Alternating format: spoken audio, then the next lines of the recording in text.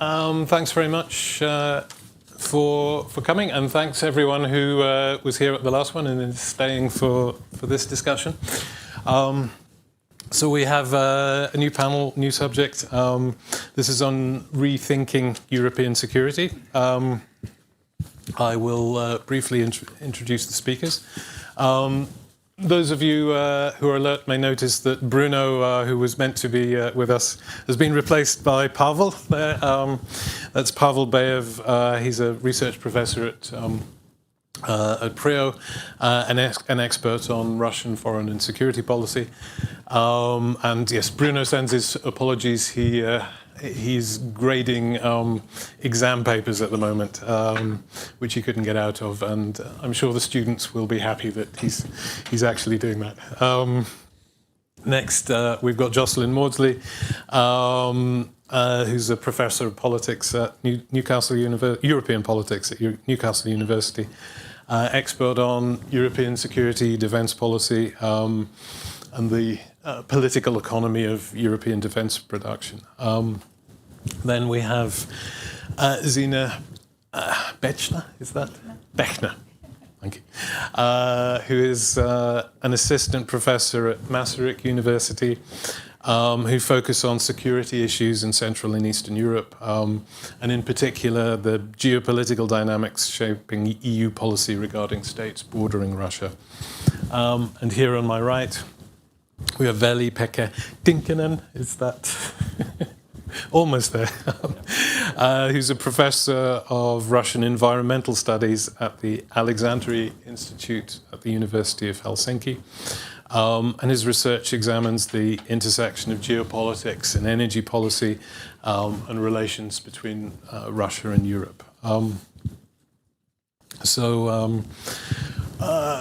So if we start the discussion, I need to remind those of you, and for anybody who's just arrived, firstly, the fire exits are that direction and that direction. Also, please be aware in the audience that the discussion is being watched online. It's being recorded, so bear that in mind. In the Q&A, if you can avoid swearing or defaming people, that would be appreciated. And then we can start off with the first question for the panel. And that's concerning the crises that are pushing Europe. Are they pushing Europe towards meaningful, long-lasting integration on security issues? Or are we just seeing a lot of ad hoc arrangements that may not last long-term? So Jocelyn, if you could talk about that, please, first. Right. I kind of already touched on some of this before, but I think the ad hoc arrangements are perhaps a reflection of where we are politically. They reflect some awkward political realities. They reflect the difficulties of doing business within the EU when Viktor Orban was in the room, and the expectation that what was discussed could not remain secret. There is the need sometimes to circumnavigate potential institutional vetoes. So in some ways, ad hocery may not be the worst thing. It may not look pretty, it may not be neat, and it may be really, really awkward to teach to students, but it's convenient. And in some ways, I was thinking very much about Pedro Sanchez reinvigorating the debate about should we have a European army. That, I suppose, would be the ultimate form of defence integration, but it has so many inherent difficulties around democratic control of the armed forces, who gets to vote on whether soldiers are sent to fight. There are difficulties in how you would set it up. It would take a long time to do. And do we have that time and energy? Or is it the best focus of our energies in the current rather difficult security climate that we find ourselves. So ad hocery may be messy, but it may be the best we can do. Thanks very much, Jocelyn. Zina. Yes, thank you very much. It's a great question. I have been trying to put in a type of triangle, to be honest, to explain myself here. So the first corner of the triangle where I see, that the question, of course, how it is designed is yes and no in that sense. But there are these buts, right? So the first corner is deterrence and defense, and we had a talk about that in previous panel a lot. So not going into the details in this direction, I see that there is, if we're talking about long-lasting integration, then deterrence and defense would be where I would see that we have the most progressive steps we have done by far, without, of course, saying that they are without challenges. But since Russia's full-scale invasion in Ukraine, we see that European states have increased defense spending, invested in ammunition production, begun discussions how to reduce dependencies on US military, and all sorts of discussions we had in previous panel.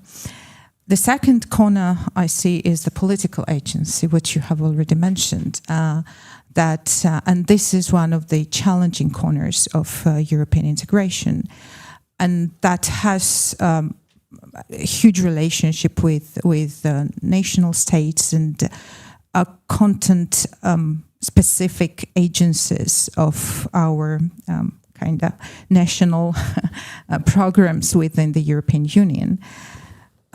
But Europe, of course, has its economic weight, sanction powers, growing military resources, etc., etc. But mobilizing this in very integrated and united way, of course, we have all of the tools we have discussed in previous panels again, but I think this diversity is there, and that's the challenging corner. And the third corner is escalation control. And I think in the reality where we're living now, this is one of the critical tasks in light of this deteriorating security situation in Europe nowadays, that Europe has been very reactive in that sense, right? Meaning that deterrence is necessary, but deterrence alone does not manage misperception, hybrid threats, military incidents, etc., etc. So just to wrap up this kind of triangle, which I think that we have stronger pillars of integration and then ad hoc reactions. This is a mixture, and we need to understand where we need to build a long-term integrative kind of capabilities in a long run in that sense. Yeah. Thanks, Zina. I'm just wondering if I could ask a follow-up question on the escalation control, because I mean, in terms of relations between the European Union, its member states, and Russia, I mean, that would seem to be one of the most important aspects. I mean, I was just wondering if you could expand on that a little bit.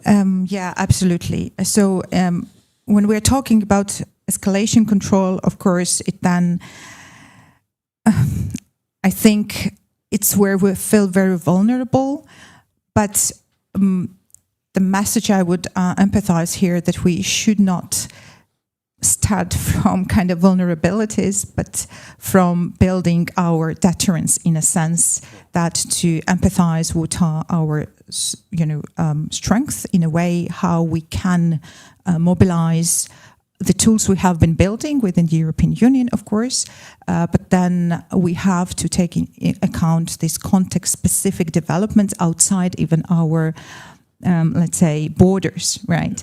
And in that sense, and that's what we have been doing in our research, in our focus group, is actually how these different clashes that are taking place outside European borders, they can't stay in these gray zones. We need to build deterrence in a way that we understand the context in order to start protecting, or in order to understand how we can, we can't leave them in these vulnerable spaces where we can't protect actually the security threats that are coming from these directions, especially if we're talking about these gray zones between European Union borders and Russia.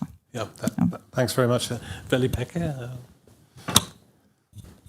Yes, good morning. I think my approach would be kind of stepping one step backwards and looking at this security constellation in Europe from more this comprehensive security perspective. Of course, the previous panel and here my colleagues probably will focus on the military aspects. But with my background as a political geographer focusing on energy and geoeconomics and climate policy, for example, then of course, if I think about this issue of building European military deterrence and the overall comprehensive security challenges we have in Europe and in the world at the moment, of course, I think that we could actually define in a way that what we have done on the side of military deterrence is kind of ad hoc, if you, again, approach it from this comprehensive security perspective, because, of course, that is needed. We need deterrence, we need capabilities. The previous panel was about our dependence on the US. We need to ramp up that one. But at the same time, there are several, it's a multi-crisis taking place in Europe and of course, globally. And of course, if we think of our, for example, dependence on commodities, dependence on energy, but also the fact that at the same time we need to tackle the climate issue. And I fail to see on the European level understanding of security on a strategic level that actually these dots will be connected and most importantly, I think, articulated towards European voters. We were talking about the threat of radical populists in Europe. Certainly they have a narrative how to live a better future by granting Russia the sphere of influence and getting back to business as usual in gas trade, for example. But I would say that the liberal democratic Europe doesn't have a comprehensive security strategy where actually we would connect military deterrence, energy transition, of course, giving aid to Ukraine, what does that means for European democracy, global democracy in general, but also climate deterrence. And we should tie these topics together to form a strategy. But I think most importantly, urgently, to build a kind of a strategy how to articulate, how to communicate these issues for lay Europeans so that they understand how these things are interrelated. And I think this is what I look at this issue of ad hoc and kind of strategic thinking, that what we are actually missing. Thanks, Veli-Pekka, and we'll pick up on some of those issues, especially concerning climate, later. But if we can move on to the sort of role of the EU in European security, and we've seen it expanding its roles, over the past years, not just in defence. We saw that in the financial crisis, expanding its role there. We saw that within COVID, and now in sort of defence and security issues over the past years. So I was wondering, in all these issues and others such as diplomacy, such as energy, where do you, the members of the panel, see the EU playing a much more important, much more expanded role? If we start with you, Veli-Pekka. Certainly, of course, we all know that Europe is a superpower of regulation, and this is certainly something that we should be also proud of, in a sense. If we think of, for example, how bold climate policies we have been thus far able to come up with and put forward. But at the same time, of course, I think, our strengths, in a sense, should be in this very difficult security situation thought of in a And actually, the previous panel already touched this topic in a sense that on some issue areas, certainly we should make regulation much more easy.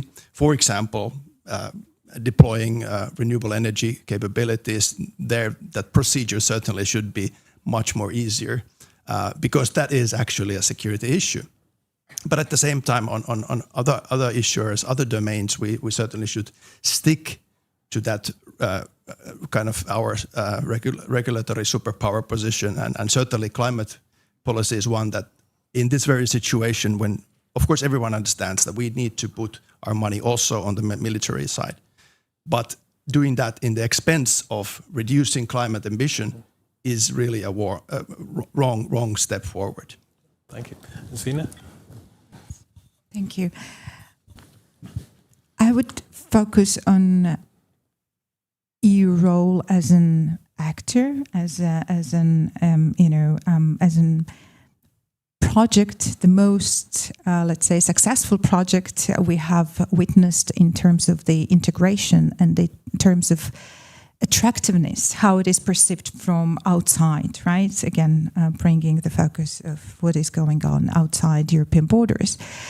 And in that way, we see a lot of shifts going on that in many countries where we see, especially if I talk about candidate countries, for example, the European role has been really an example of successful development, economic development, a design, political design as well. But what I see how European or the role of the European Union is shifting there is this, in some context, even fading attractiveness, which is a pity and which is something I think that we should not allow to happen in that way.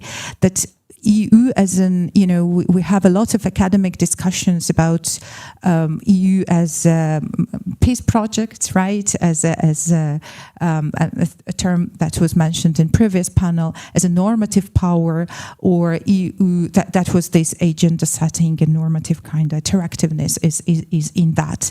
Or if EU is becoming a geopolitical power, we're talking about strategic autonomy in that sense. And nowadays we see more, in the discussions that EU combines these norms with interests, and we're now talking more about pragmatic power in that sense. And what I see how it is shifting is, again, it's in outside European and EU countries context is that it has becoming contested. That European Union in many kind of local contexts has been seen as an actor which is not providing the security guarantees they are so much needed from this or that perspective outside European Union. And in that sense, I think, again, that it's very context related and I disagree completely that European Union is not performing in a way it was supposed. For example, I think when we analyze Ukrainian case, it's a very specific case where we see a huge mobilization, when we see really very huge pragmatism and resources that were and are still mobilized to support Ukraine. But then if we see other candidate countries, this is not true, right? So to wrap up, a lot of shifts that are very context specific and are put into this geopolitical confrontation as well. That makes us, yes, not find a very kind of one clear answer to European role. Yeah. Thanks very much, Sina. And on the note of geopolitical competition, we can move over to Pavel. Right. I think I can't resist temptation to add a word about Europe as European Union as regulatory superpower. I think it has achieved some success in regulating the revolution driven by information technology. And all these gains are effectively now erased by the new revolution in artificial intelligence, which is happening entirely outside the European Union control, driven primarily by China and United States, and attempts at regulating that remains kind of gesticulating after the high-speed train, which has already left the station. Sorry, Bruno, who should have sit here, will probably disagree. But where the European Union has exceeded expectations, and here I agree with Zina, it never expected itself of being able to wage such a proactive, such aggressive hybrid war against Russia. Hybrid war is, suppose something Russia would be waging against us, we would be defending. Not at all.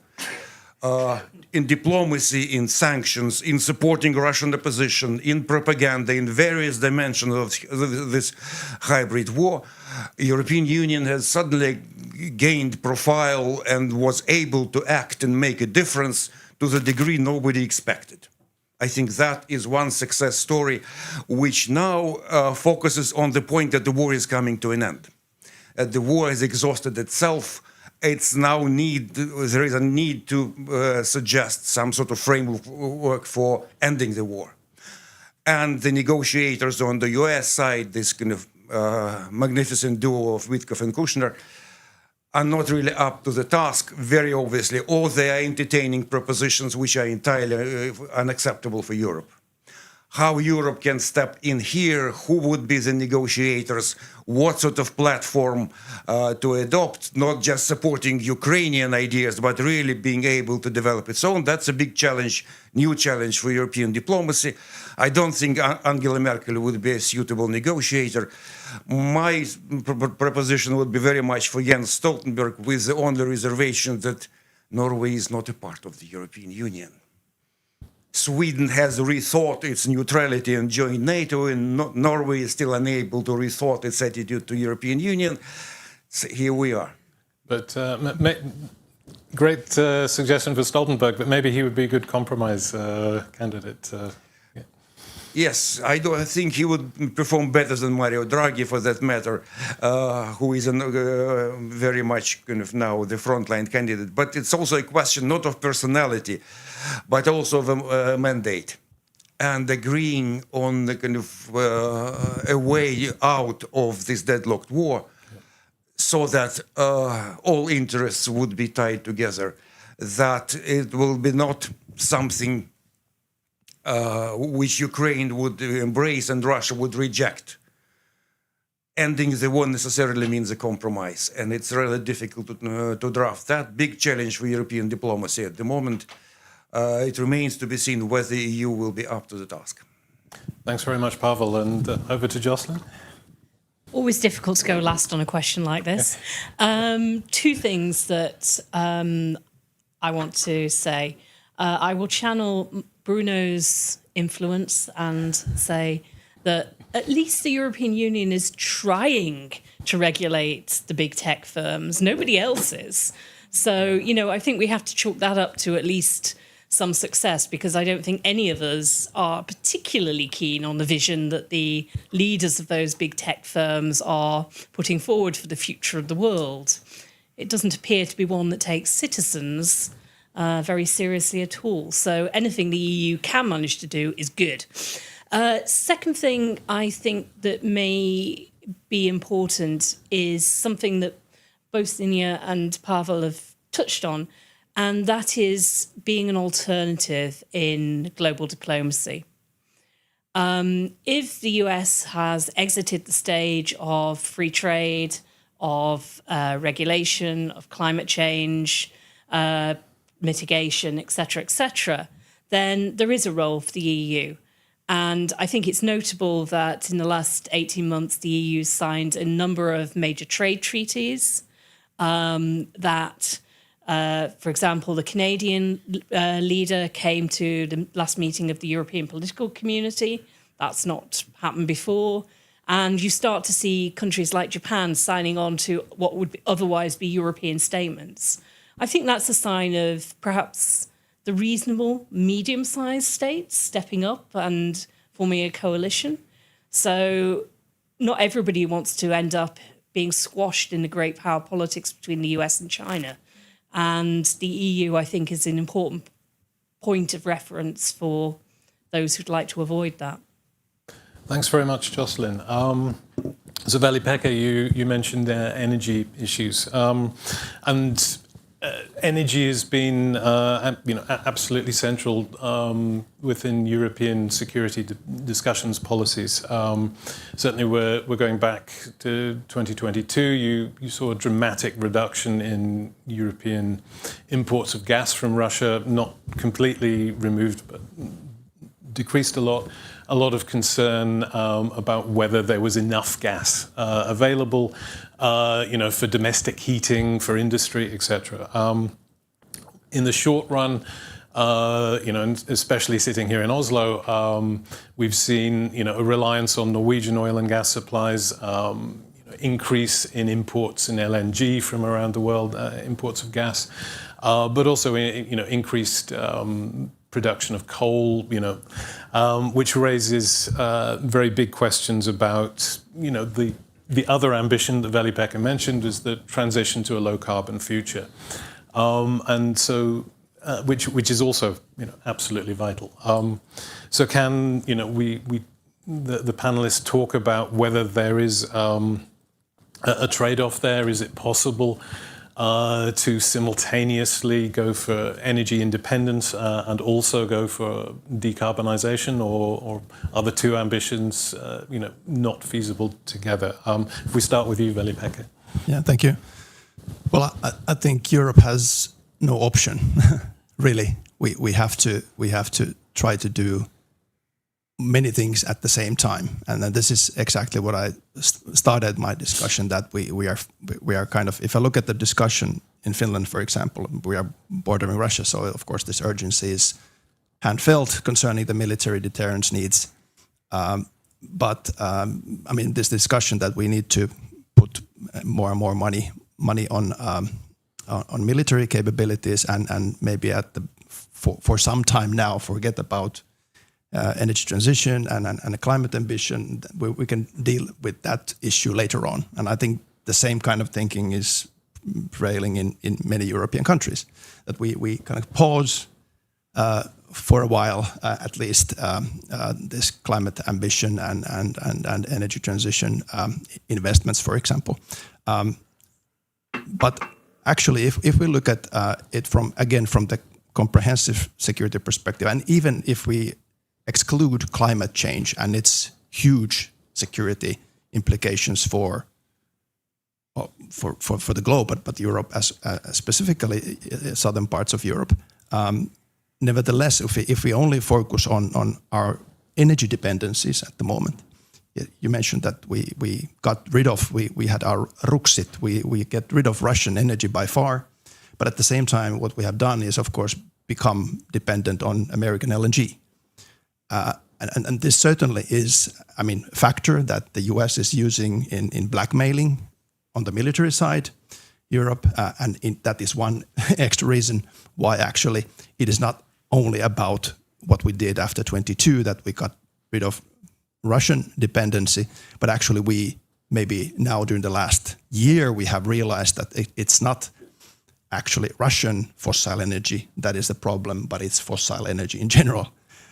And that certainly is, during this spring, maybe a realization all around Europe that this needs to be done because of many reasons. Because of the geopolitical blackmail by the Trump administration vis-à-vis Europe, but also the economic effects of being dependent on fossil energy in times of crisis. And in that sense, that accentuates that we need to do both. And it's about framing, it's about communication also, that we need to kind of narrate the discussion about energy transition. It is about security. It's not about beautiful climate issues or environmental issues alone. It is very hardcore security issue. And yes, of course, we understand that while we are ramping up our renewable energy capabilities, we are becoming dependent on China. But nevertheless, you can compare the situation that you remain in a fossil energy hook, whether it's Russia or US, and compare that future to the situation when you are more dependent on China, but not dependent on fossil energy flows. And if you look at it from the kind of discussion within energy security kind of discipline, certainly being dependent on renewable energy commodities is very different kind of energy security dependence than being dependent on fossil flows. So to cut it short, being dependent on China is much more better for Europe than being dependent on these fossil flows in the future. And of course, when we become more dependent on the renewable energy side on China, we need to, of course, build our geoeconomic and geopolitical agency vis-a-vis China as a common European community. If we do it alone, every country goes visit Xi in Beijing, of course, then we are lost, and China will utilize that dependence to the maximum. So, of course, it's related to several issues, but certainly being dependent on fossil flows is the worst kind of future perspective for Europe. Thanks very much, Veli-Pekka. Pavel. Nick, I have difficulties with your question, and I have issues with Veli-Pekka's answer. Go for Sorry. it.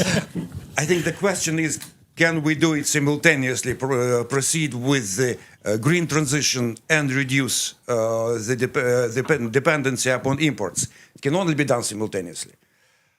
You know, all your renewables are local. You're proceeding with the green transition. It's your wind, it's your solar, it's even your wood. One of the Norwegian answers to the high cost of electricity is to burn more wood in our fireplaces. It's not particularly environmental friendly, but it's a different story. So it can only be achieved simultaneously. There is no alternative there. The real issue is, can we go simultaneously for the green transition and energy security, and for investing that much which is needed in our hard security? And I'm not sure we can say yes. Very probably, if we try to achieve both, we achieve neither. I think in this situation we're facing now, where war is looking up in our face, where there is already a drone alarm in Helsinki, where there is already Latvian government falling as a consequences of drone incursions, that priority dominates everything else.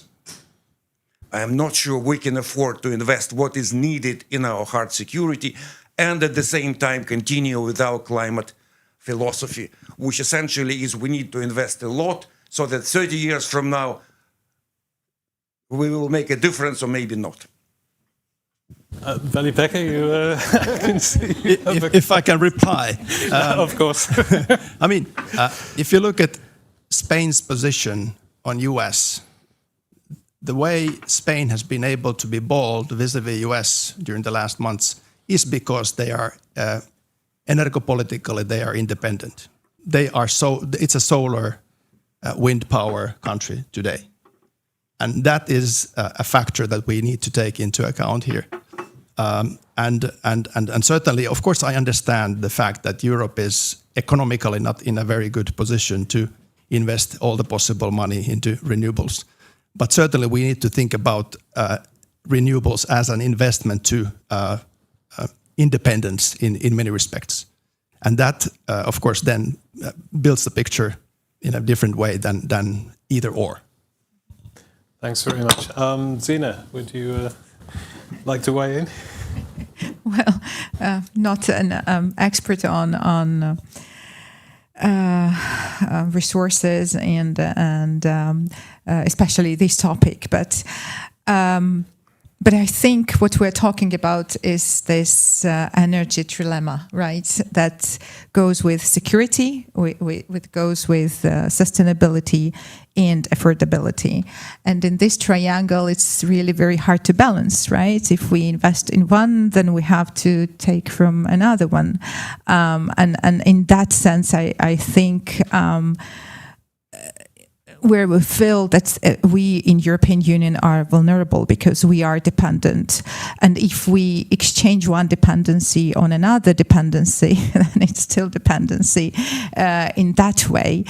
And I think also that this green energy, it's not only about resources and critical resources and dependency on China, but also, the whole processing and the whole, yes, from the mining process to finished products, which is there, and which makes us even, raises a lot of questions how we can then put together this triangle of securitability, sustainability, and affordability. And again, I think there is no clear answer to that. Always good to admit there's no clear answers. Jocelyn, I know this isn't your main topic. Okay, you're looking scared, so we can move on. I do not want to tread in. So then, Pavel, earlier you mentioned the inherent difficulty in relying upon private companies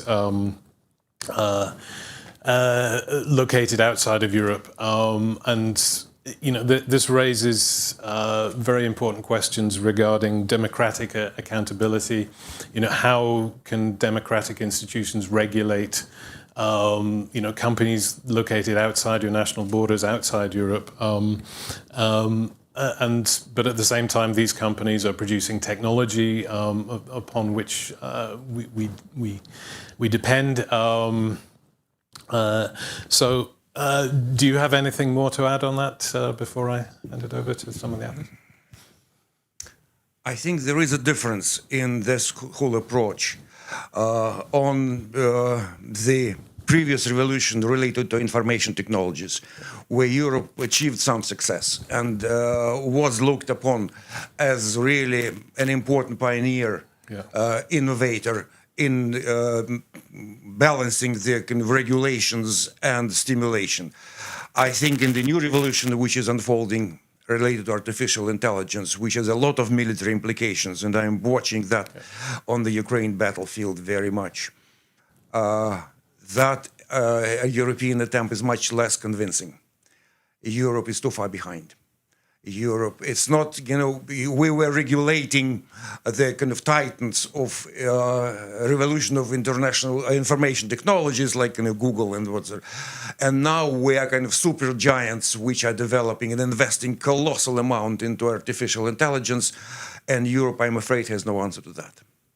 I will be glad to be mistaken, but it's a different revolution with different actors, with different needs to regulate, with different kind of ideas what and how, what could be the reasonable limits, and the technology very clearly develops far faster than our thinking about regulation.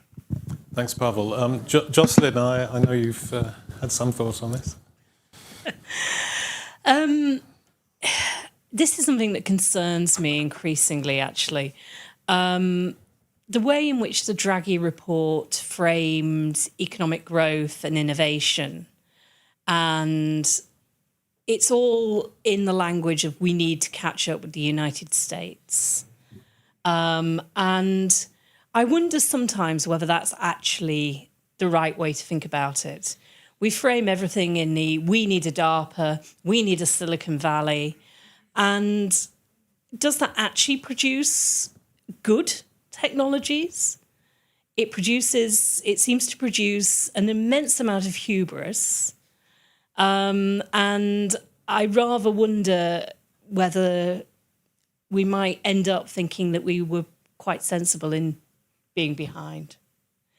I share the concerns of a lot of people that the AI shares market is overinflated, and that may have an inevitable end because, let's face it, as they have to bring in enough money to pay for the data farms, then the era of cheap AI is going to be very rapidly over, at which point you have to ask, well, is this cheaper than humans? It might not be.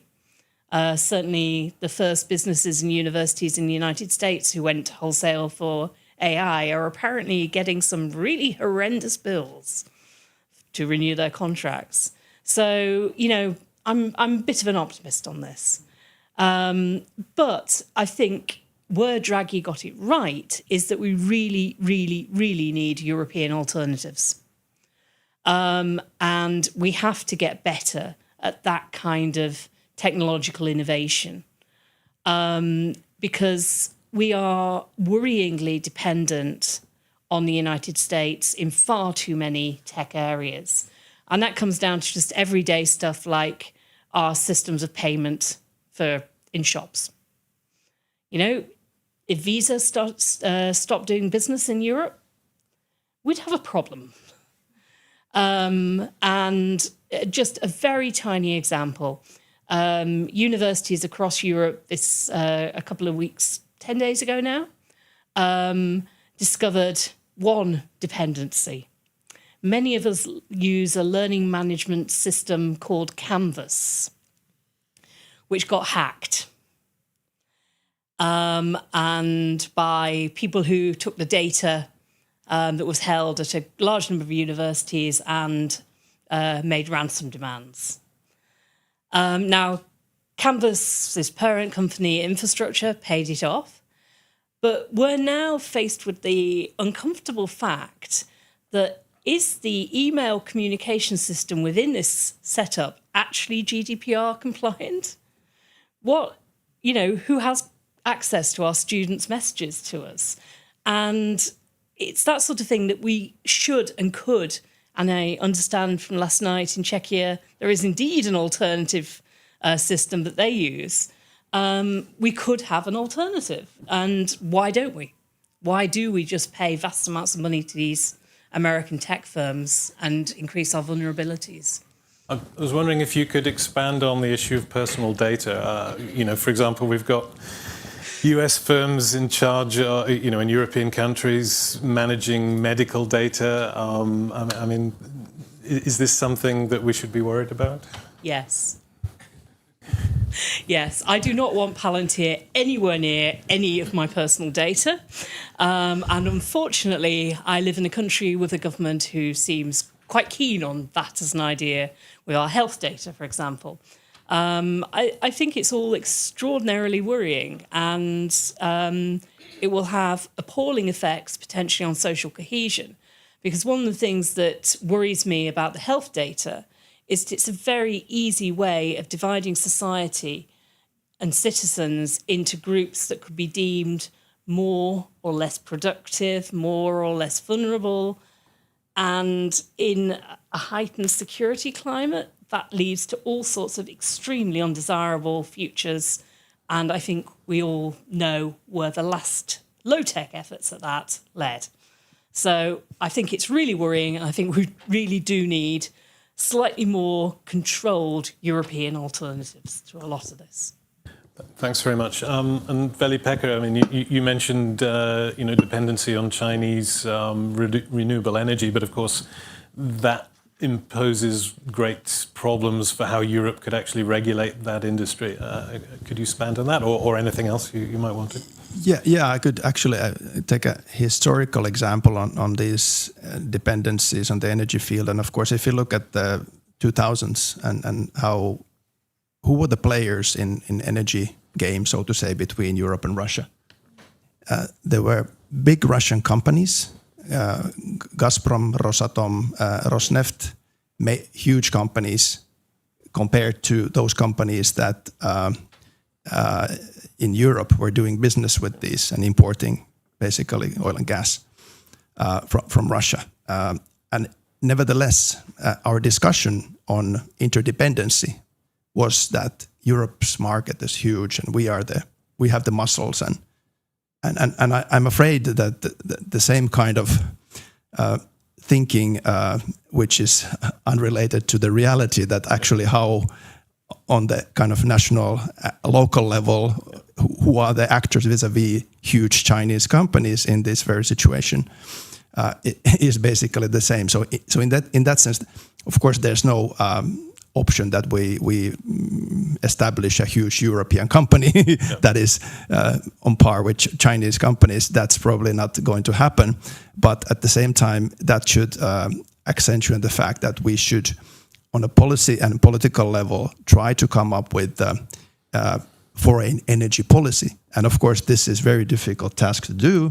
But again, referring to what has been already said during this panel, is that we should understand these dependencies and geoeconomics in general as a grave security issue.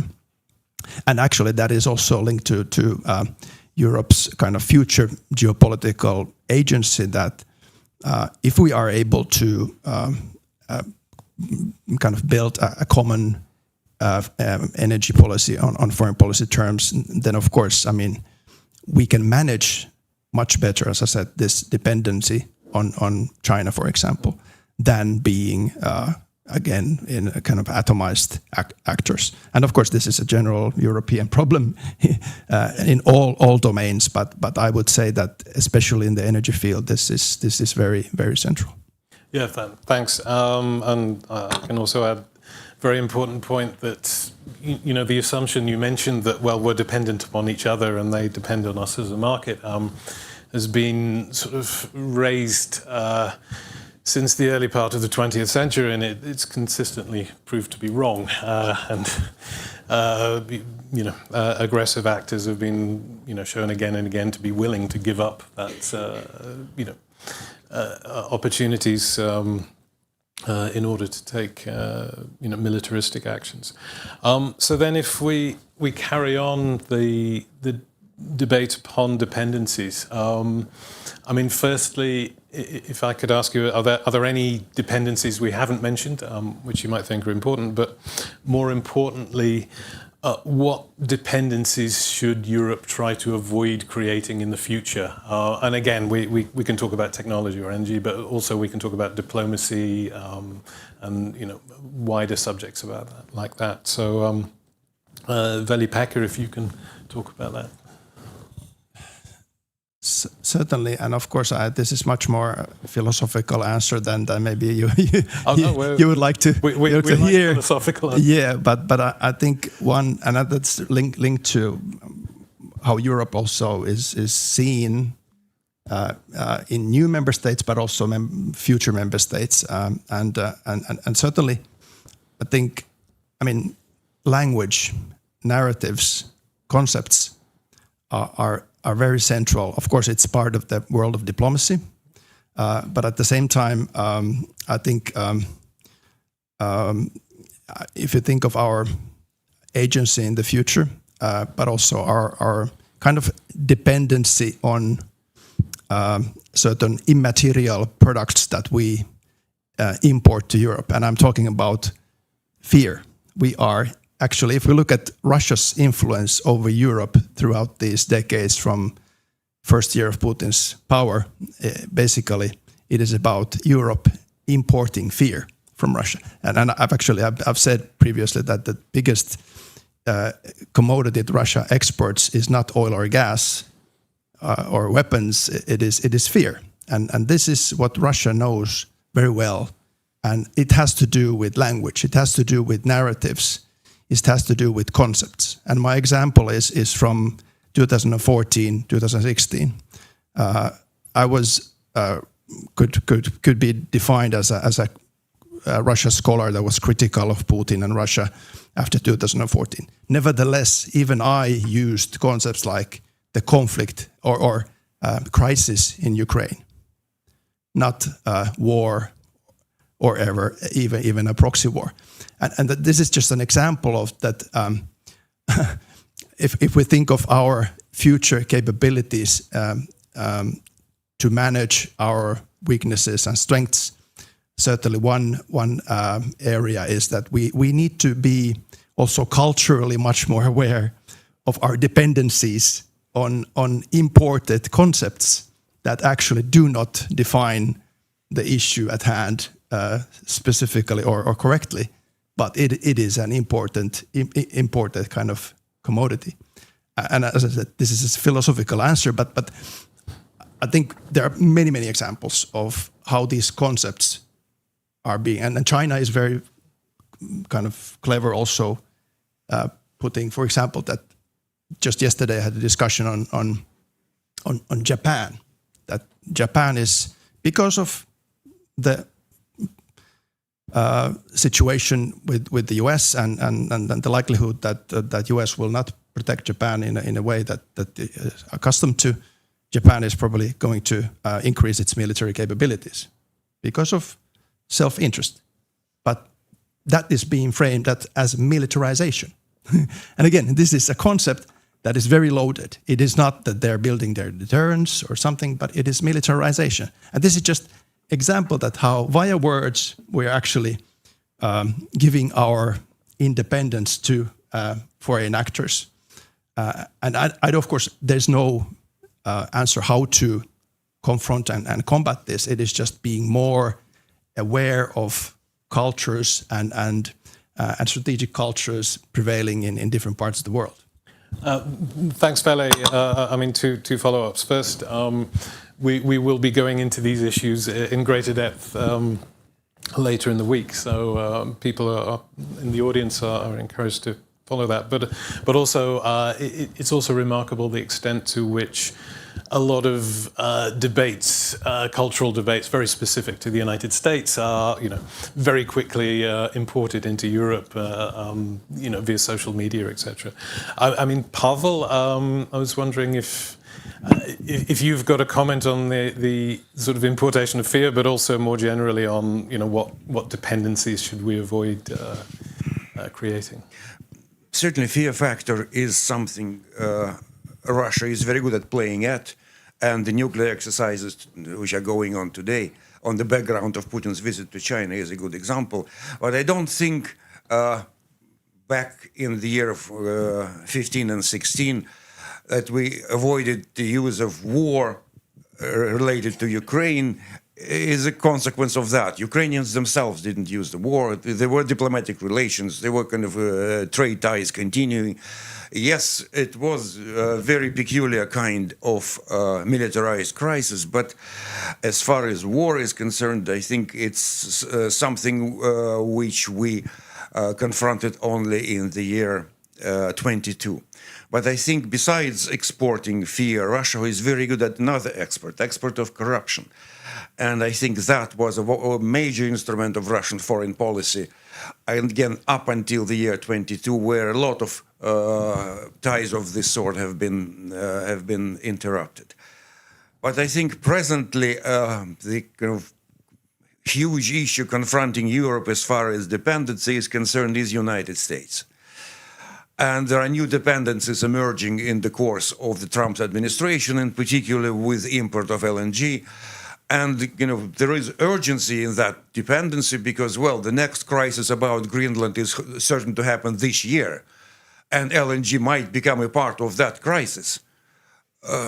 What to do about that? So urgency is colossal. At the same time, there is a perception that in the US policies, the swings back and forth are the pattern. From Bush to Obama, from Obama to Trump, from Trump to Biden. What will happen after this Trump, we don't know. Whether we'll have another swing and these dependencies would become not that acute. Entirely possible. So trying to find long-term answer to this very acute problem is difficult because suddenly our key ally, the leader of the Western coalition, has become so unpredictable, so maverick, so internally divided, I would say, so confused about its own role, about the next tweet which might happen. But I think the preparedness for the immediate future, for United States trying to use all the new dependencies is something European Union needs to take very seriously. Thanks very much, Pavel. And Jocelyn? I think in terms of the dependencies we have, the EU has done a very good job of mapping where they are, what they are, and how we rank them in order of priority is perhaps the most difficult thing. And I agree with Pavel that just sheer urgency tends to put some things higher up the list than they perhaps should be. I think, if anything, I think it might be valuable if we took a step back and tried to decide what we really value in our societies. because I think perhaps the biggest risk to Europe is the fragmentation of our societies, the way in which extremist views are becoming commonplace.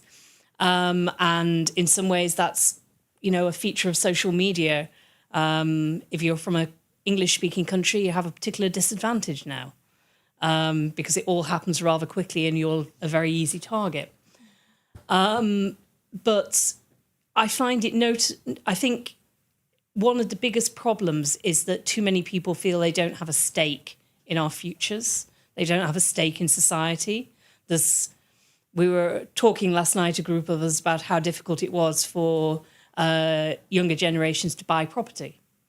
And it's that kind of feeling that, however hard you work, you're not going to be able to have a secure future. And I think that's the huge challenge, certainly for the social democratic thinking people amongst us, to try to work out what it is we value, what it is we really want to preserve, and then think about our dependencies and which are the most dangerous to that. Sorry, a very philosophical answer again. No, philosophical is good. For the final question, I'd like to shift the focus a bit.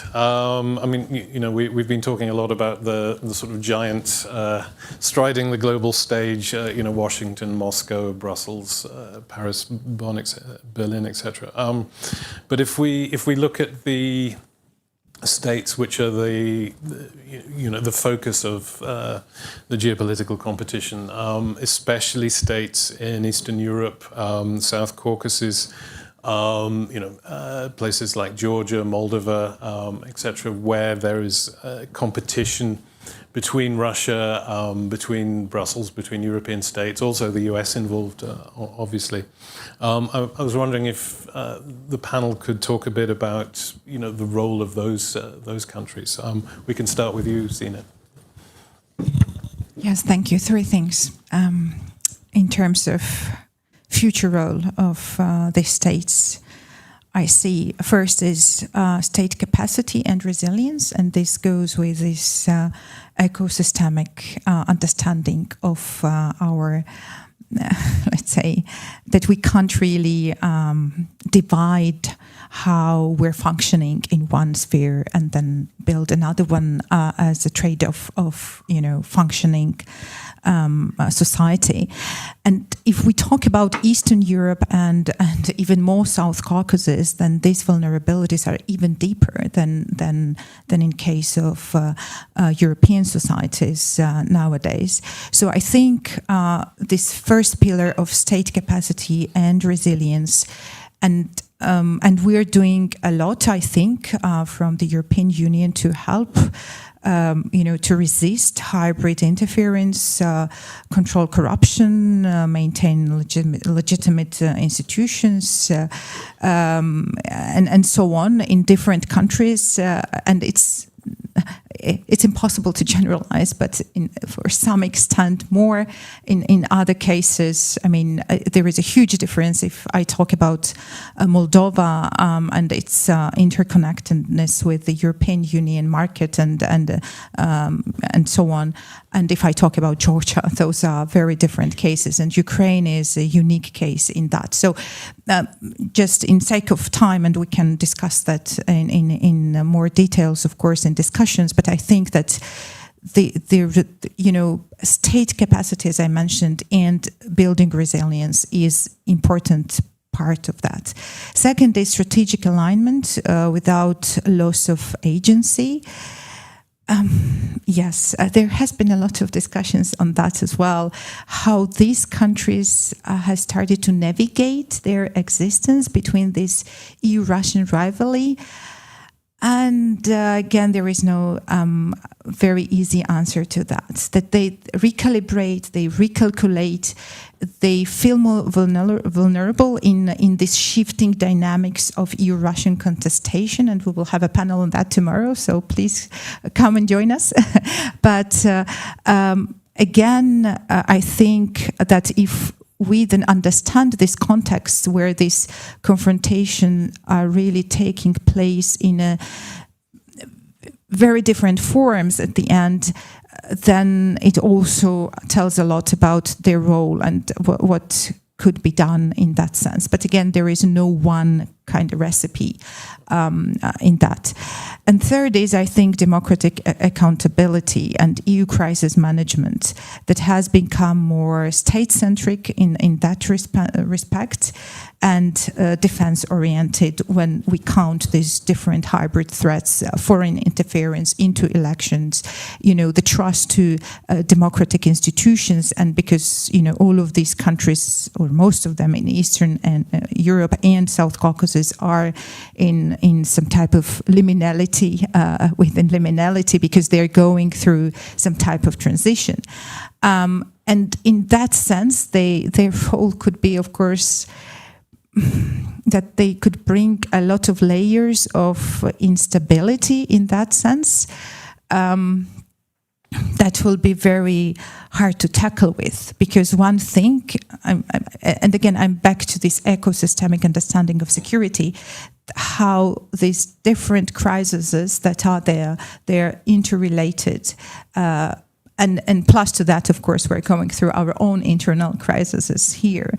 So in that sense, yes, it will be a challenge to find, of course, kind of future recipe for the role of Eastern Europe, and especially then, yes, very specific cases in South Caucasus states to become resilient, sovereign actors and not grey zone spaces.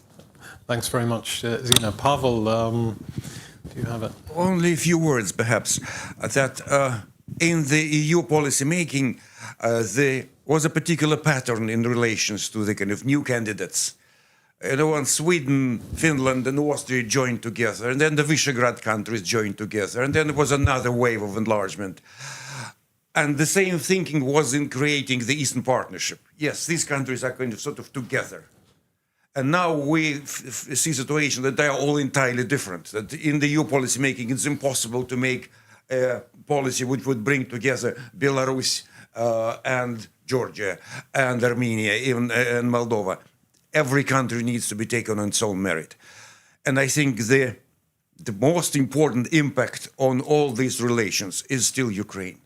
How EU will resolve its relationship with Ukraine in war and post-war and post-war, I think that will have an impact on all this relationship. The country, not only because Ukraine is so kind of big, it is a major European state, even if it has lost half of its population. This case would reverberate and probably shape all other relations, including smaller ones like Moldova and including South Caucasus, certainly. Thanks, Pavel. Veli-Pekka?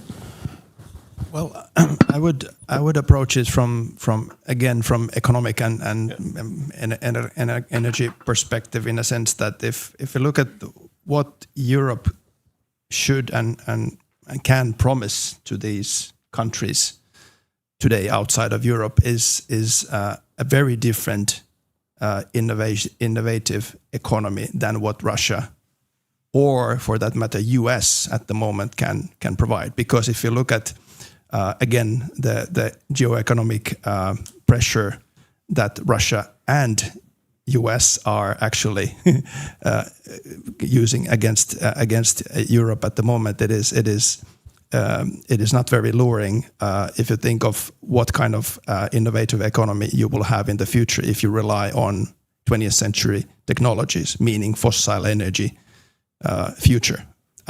So in that sense, this certainly should be on a narrative level when we discuss with these countries that what Europe can provide is, of course, comprehensive security, and that concerns also our kind of strong military deterrence, that we can protect you in the future. That's part of the story. But also that we promise you an innovative economy. Look at what US is doing. It's relying on oil. Russia is still hydrocarbon culture by far. No steps towards any green future. And certainly this should be, on an, again, narrative level, being one of the selling points to these countries. And of course, explaining also the downsides of being dependent on fossil energies.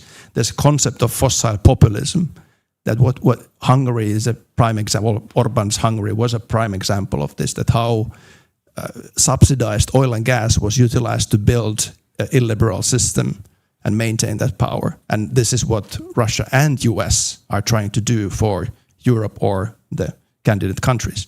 So I mean, unfold the fossil populists and tell that what kind of undesirable future that will lead you, but also tell that what kind of innovative economy you could have with Europe.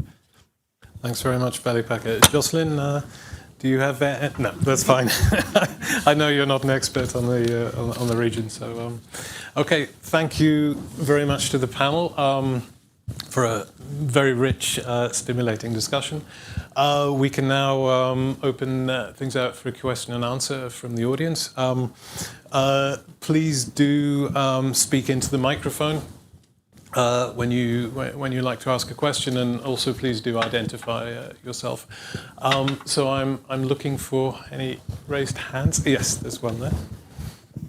So thank you for the discussion, Martin Jerušek, Maastricht University again. I wanted to. Sorry. Yes, that's me, Martin Jerušek from Maastricht University again, as I said. So I wanted to touch upon a few things that echoed in this discussion, and first of all, I wanted to address the exchange between you, Pavel, and Veli-Pekka on whether we can afford energy transition in times of increased security tensions, in times of war, to put it bluntly. I don't think that the question is either or, because there are timelines to those processes. And we're going to need fossil fuels for a little while during the process of transitioning towards low-carbon economy, and even after we kind of finalize the transition, because there'll be a need for natural gas as a reserve jumping in times of intermittency, in times when the renewables can't do their duties because of the sun, wind conditions, etc., etc. So I think that's it's not a toggle switch. It's a process. And obviously, the managing the process and staying in the driver's seat of the process will be a challenge, just like Zina put it, because we have to balance balance out those points of the trilemma, which is something that can't be done. Right? You can't have the cake and eat it at the same time. So that was just my 2 cents on that. That it's actually a process, a timeline that is different to the transition and to the defense spending or defense things. Also there's this thing that. And that I think the European Union has realized that we actually can use the transition as a way of defending ourselves, because we are getting rid of that dependency. Now, to my question, because I understand this is a Q&A session. Yeah, that's usually the thing that people mask their contributions as questions. So. Because China, which is the elephant in the room in terms of the transition, has built its dominant position in terms of processing and delivering the finished goods, finished commodities. There are things that you cannot change, the natural distribution of resources, but the policy that China has implemented over the past 20 years, that's a built position. So my question is, to whoever wants to take on that question, do you think that the current setting in the EU is capable of taking on this challenge and building the position of being the, if not the torchbearer, because that ship has sailed, a prime provider of technologies and processing capacities for resources that we'll need for green tech? Do you think that this is the challenge? It's obviously a challenge, but is it the challenge that the EU can take on and be successful in? Thank you. Thanks very much, Martin. I don't see any hands raised now, so oh, we've got one there. So if we ask a few questions for the panel, and then we can take them together. Thank you. Thank you very much. My name is Christine Eggeling from the Norwegian Institute of International Affairs, just down the road. I really appreciated the panel. I took lots of notes. There were lots of interesting ideas, I think, floating around. And my particular question is to Jocelyn, I believe. And I just also wanted to say that I really appreciate your hopeful manner of speaking about the European Union. And I think especially, the two panelists and Pavel and you there, you had a bit of a, I don't know, elbow fight sitting next to each other. But yes, I really appreciated your comments. And I wanted to ask you, because you mentioned, for example, the Draghi report as, one of the almost like all hail things being waved around Brussels, and actually much further than Brussels. It's one of these magical documents that gets the status of having the solutions to everything. And then you had this critical comment about it, like maybe it's the wrong way of framing our ambition, for example, against what is happening in the US. And I was wondering if you could point to an alternative document, a speech, an idea, a person somewhere in Europe today who maybe has an alternative vision that builds also on this more hopeful agenda that you're mentioning. While I was sitting here, I could only think of the Letta report, which is like the second cousin of the Draghi report. Sometimes it's mentioned, sometimes not, which, for example, has this idea of the fifth freedom of integrating European education and innovation and academic debate, actually. So that's an alternative suggestion that we have. And I was just wondering if you had any other hopeful ideas for the room. Thank you. We like hope. I don't see any other questions now, but so if the panel can... Shall I address? Yes, if you start, Veli-Pekka. Yeah. Thank you, Martin, for this question, and I briefly actually touched it in my talk already.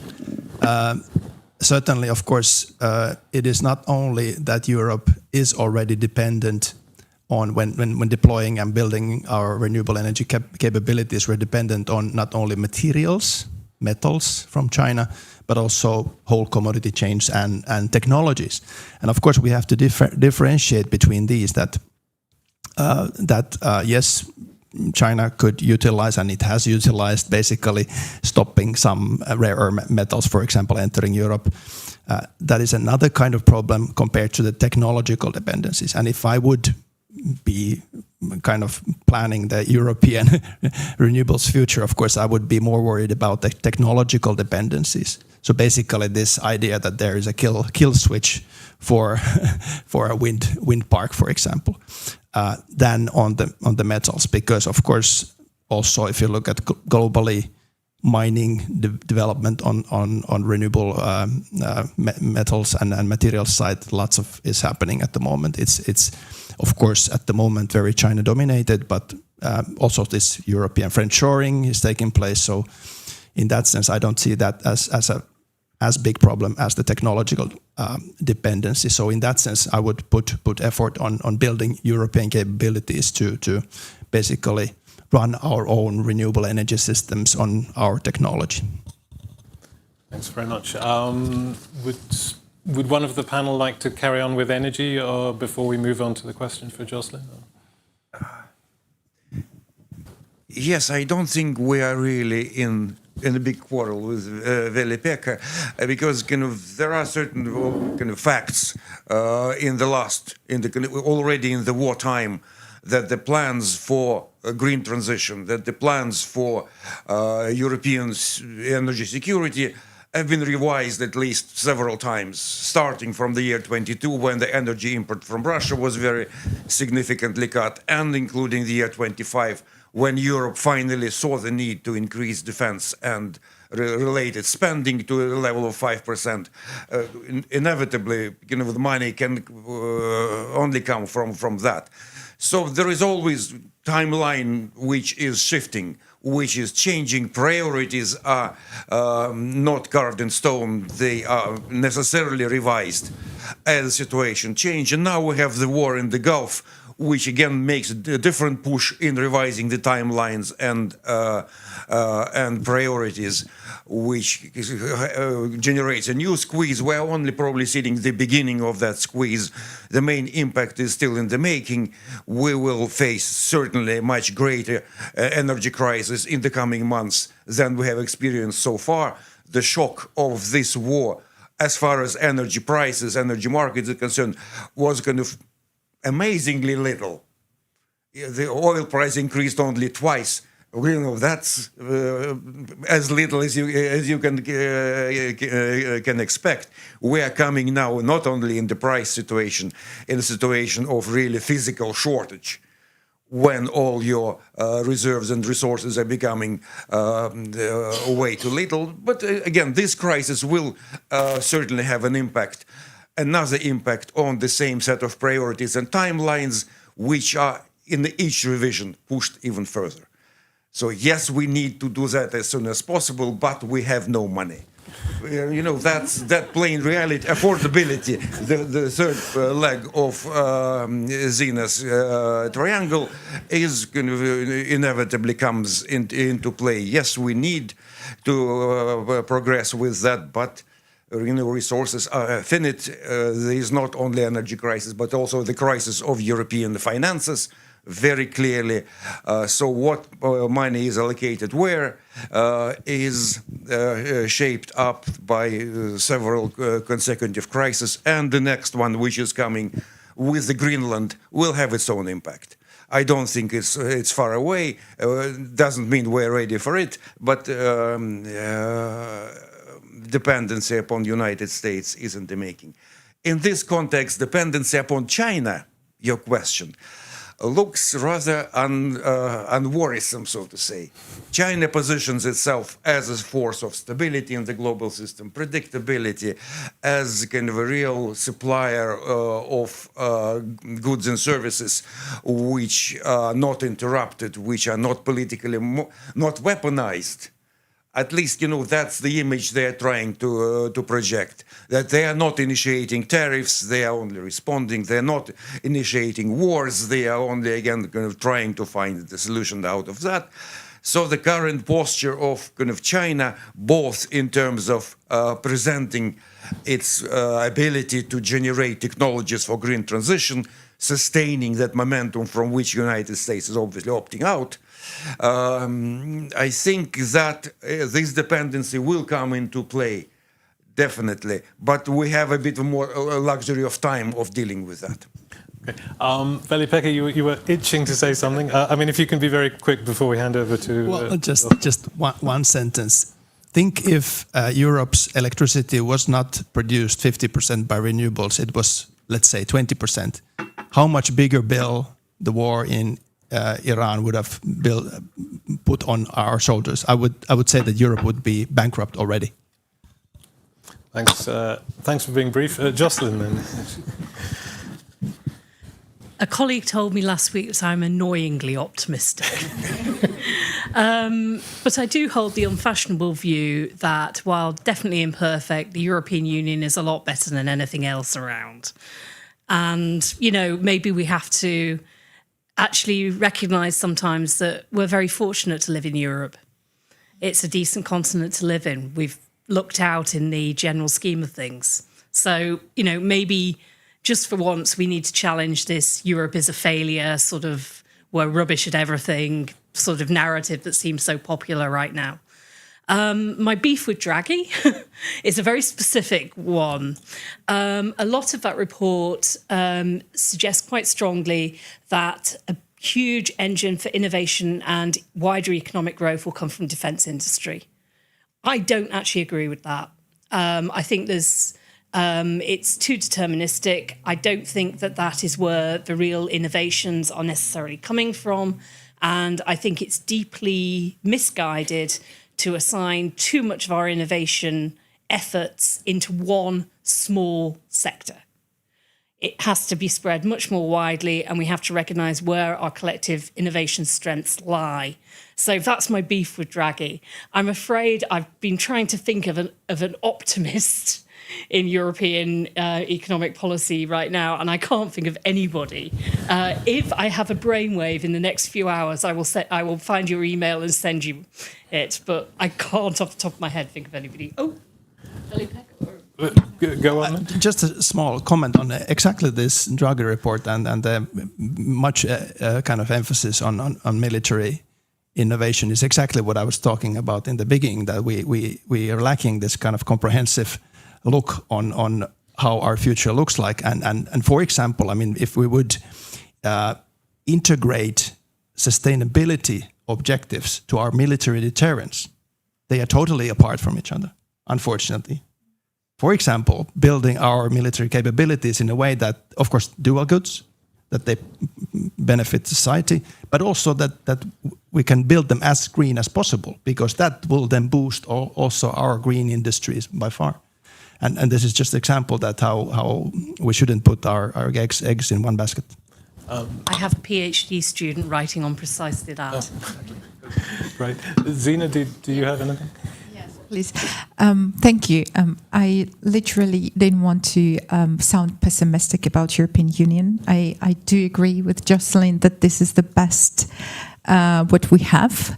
And of course, in the panel, we have been discussing internal vulnerabilities and external challenges that we have to analyze.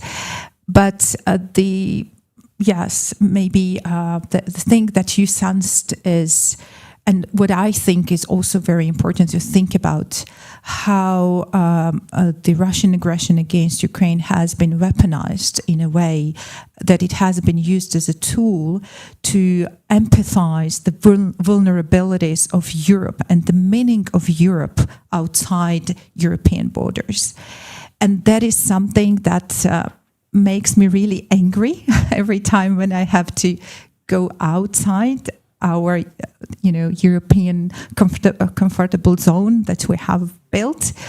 And this is something that we have to, explain in a way, and that goes to the narratives, how they see us. And I'm not pessimistic in that. I think that we have a huge power of that we have been attracting others in that sense, that we have a lot to offer. But what is now in stake is that how other actors, and those are in most of the cases illiberal actors, securitize the meaning of what is Europe and what is the definition of security. And I think that we have to be very clear about that outside our borders. Thanks very much, Zina. So we've got a few minutes for Anna. If you could, we'll get you the microphone as quickly as we can. Yeah, thanks very much for the very enlightening panel discussion. I would have a question to Pavel Bayev. I'm not a security specialist at all. Can you identify yourself? Oh, yes, sorry. Yeah, Anna Mandelin from the Alexandra Institute, University of Helsinki. Yeah, sorry. You said that Europe is waging hybrid war successfully, and that kind of struck me as a surprise, because being a layperson, I mean, I don't recognize that, or maybe I'm also mixing it to what to me seems to be like kind of a failure of bringing up Europe's maybe positive narrative or defending the idea of democracy. If I just look around, you see the campaigns like now, I don't know if it's in Norway, but in Finland for freedom of press. And then you have these photos where there's a woman standing with the mic. And what does that tell to anyone? And when you see that people are kind of, if you feel that people are not kind of not sure anymore what democracy is. I mean, if you then just tell them that you have to defend liberal democracy, then it doesn't go far enough. So maybe I'm mixing it with the worry about this, but like the worry about EU not doing enough in those terms, which is not hybrid war, but I would want to hear what you meant about this hybrid war, and if you can elaborate on that. Thanks. Thanks very much. Do we have another brief question?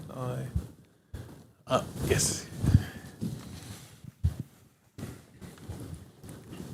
Maybe just a very brief comment. Sorry, could you Petra add that? Kuchinkova from Masaryk University. Yeah. I have only just a very brief comment. Yeah, when we are talking about these imported fears about this hybrid campaign, I think that the problem also is that they are often very well tailor-made.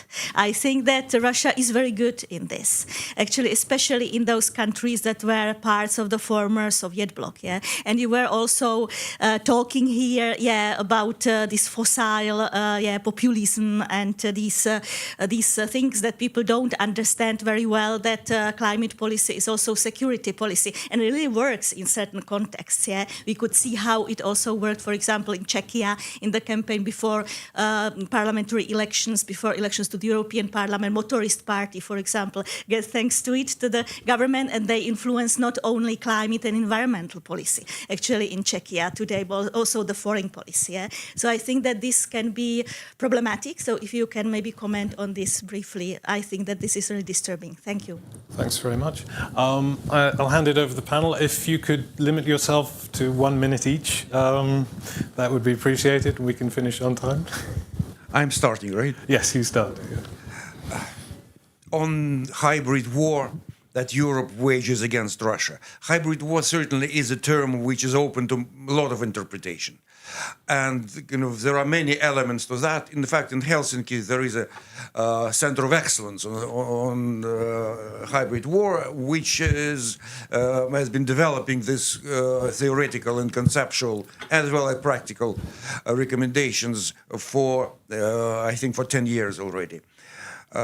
And what I mean is that Europe has been able to respond to Russian aggression against Ukraine in ways that really hurt very seriously Putin's regime, and the more serious.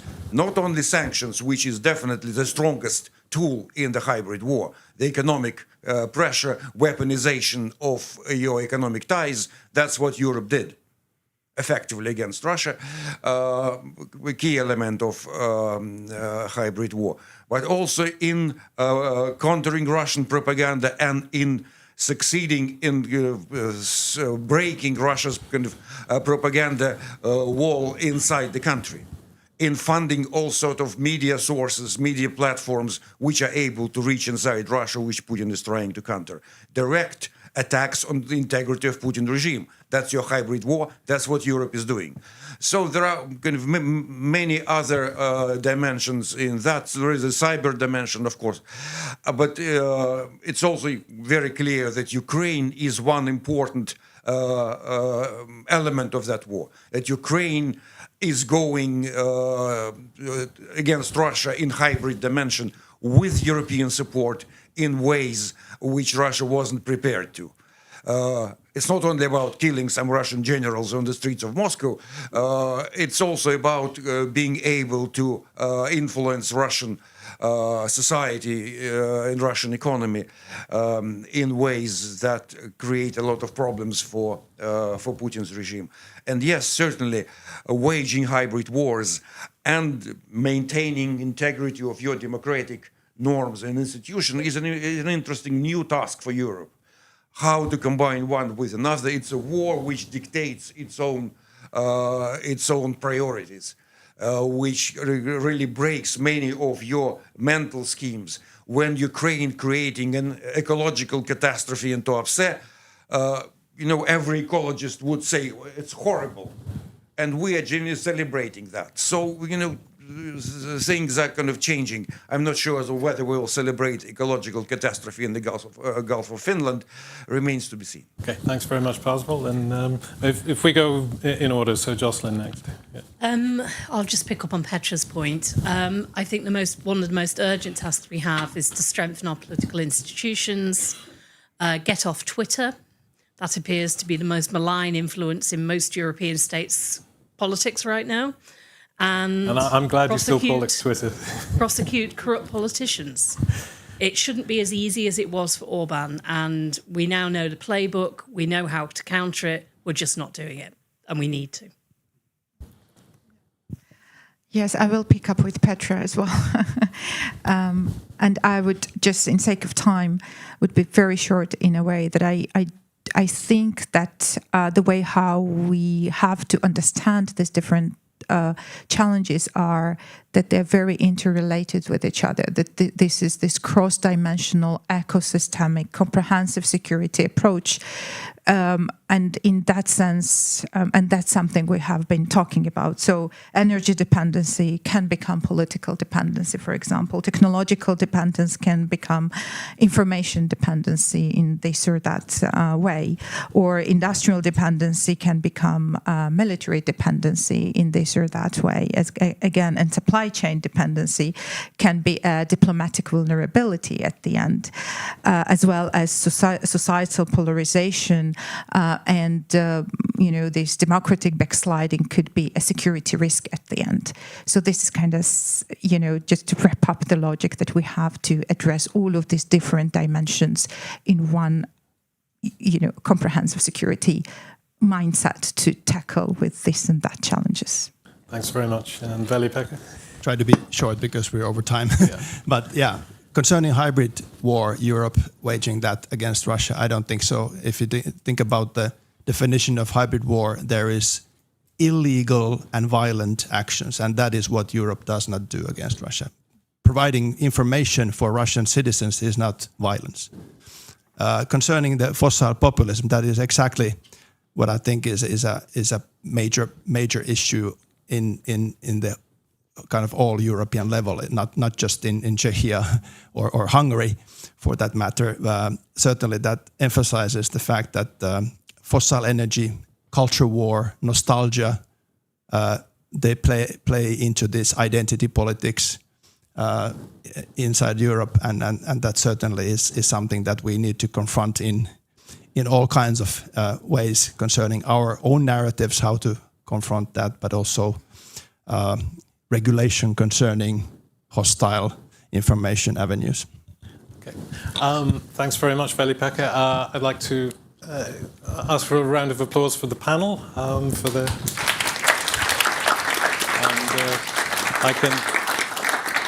I can also thank you for being so disciplined. We're about 2 minutes over, which is basically nothing. So thank you very much.